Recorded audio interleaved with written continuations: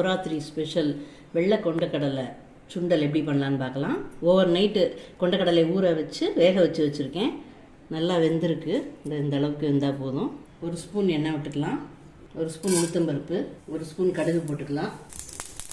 ஒரு காஞ்ச மிளகாய் கிள்ளி போட்டுக்கலாம். கொஞ்சம் பெருங்காயம் போட்டுக்கலாம்.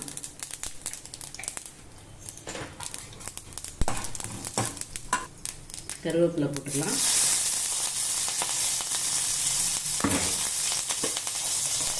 வேக வச்சிருக்கிற வெள்ளை கொண்டக்கடலை போட்டுக்கலாம்.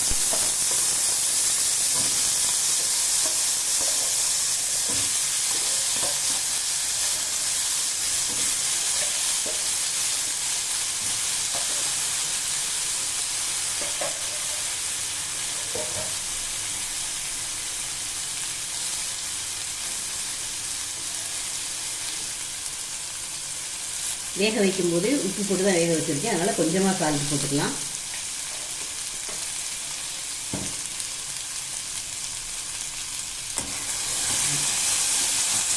மிக்ஸ் பண்ணிக்கலாம்.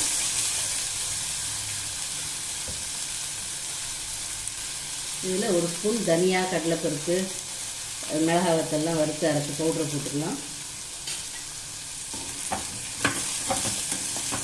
இது சேர்க்காம கூட பண்ணலாம், உங்களோட விருப்பம். அது சேர்த்தோம்னா கொஞ்சம் காரம் தூக்கலாக இருக்கும். 2 ஸ்பூன் துருவின தேங்காய் போட்டுக்கலாம்.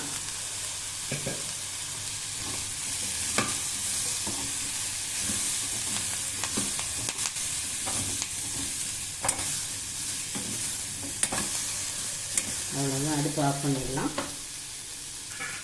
மேலாப்பில் கொஞ்சம் கட் பண்ணி வச்சுருக்கேன் மல்லி இலை தூவிக்கலாம். வெள்ளை கொண்டக்கடலை சுண்டல் சூப்பராக ரெடி ஆயிடுச்சு.